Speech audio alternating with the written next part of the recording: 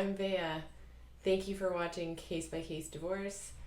Today I'm going to explain how you can figure out if you're in a high conflict divorce or not.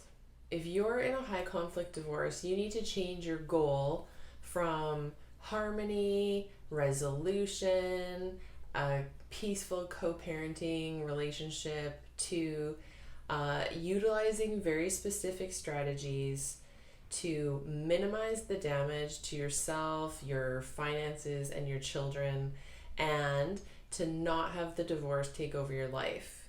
So the sooner you figure out you're working with a high conflict personality or you're in a high conflict divorce, is the sooner you can make that change so that you're not burning yourself out trying to create harmony and peace when there's just never going to be any. So let's dive into the material and we can figure out, how do we make this distinction? One of the first telltale signs that you're in a high conflict divorce is blame. If your ex-partner is blaming you for everything, no matter what happens, this is a key marker of high conflict divorce. A person with a high conflict personality type won't accept any responsibility or accountability for anything ever. So if something's gone wrong, they have to blame someone else. They can't accept that they maybe did something wrong. Usually that someone else is you, and it's just a projection to keep the responsibility off themselves. They can't accept any responsibility. They don't have the personal wherewithal inside to carry that burden, so they project it onto you.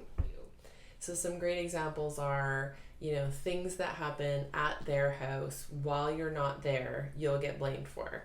So if the kids are crying a lot at their house, you'll be blamed for the kids crying because you're too nice to them at your house, for example.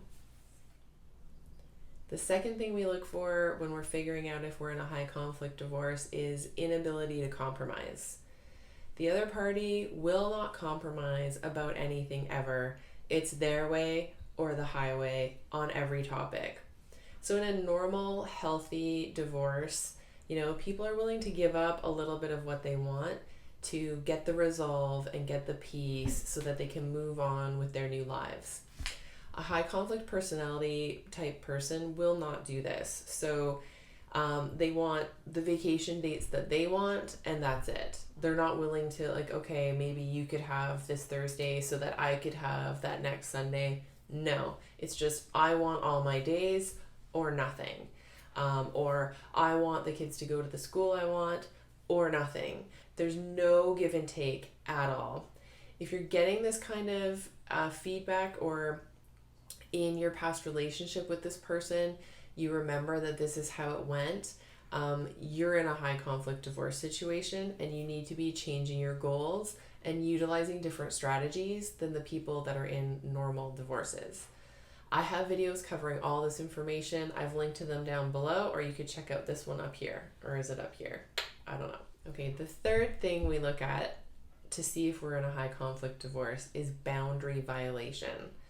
Okay, so this is the obvious thing, like violating court orders or separation agreements, or just agreements that you've made between you. This looks like, you set up a parenting schedule and it's always wanting to be changed. Oh, can we switch this weekend? Can we switch this weekend? But when you want to switch, the answer is no. Or calling you too much, or sending too many messages, or doing bad things with the kids, or using the kids as messengers. Anything where you've made an agreement or there's an assumed rule and that's being violated or pushed against over and over and over again. This is the hallmark of a high conflict divorce. The fourth thing we can look at when we're trying to figure out if we're in a high conflict divorce is just the general sense of, does it feel impossible to come to any type of agreement? And then once you have come to that agreement, is it going to be changed right away? So if it's impossible for you to come to an agreement about anything, what is our parenting schedule going to be like? What daycare should we use? What rain boots are best? Do we each have our own rain boots? Every little thing turns into a huge snowball. This is high conflict. Another piece of this is if you do come to an agreement about any topic, it's probably been a very hard one. And then what will happen is in very short order, the other party wants to change the rules. So, I know we agreed on this, but now I think it should go this way. This pulling the carpet out from under you is the hallmark of a high conflict personality type, and you need to change your strategies if you're going to survive this divorce.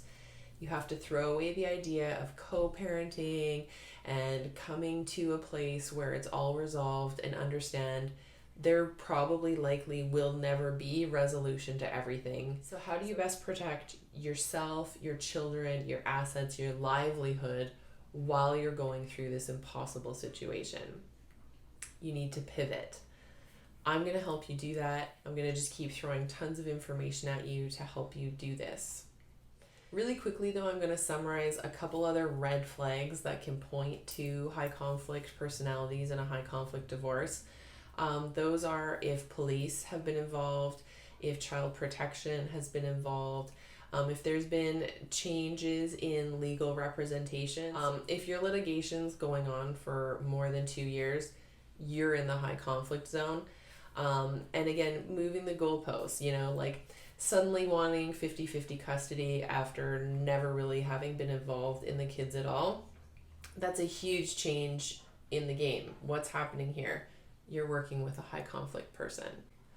I've touched on just barely the surface here. I could go really deep, but I'm trying to keep these videos short because I know you're as busy as any single parent is. And my goal with this channel is to give you the tools that you need to manage your high conflict divorce in a short amount of time. If you found the information in this video helpful, please hit the like button, click subscribe, or share it with people that you think it will help. And again, thanks so much for sharing your time with me. Keep going, don't give up, and I'll catch you in the next video.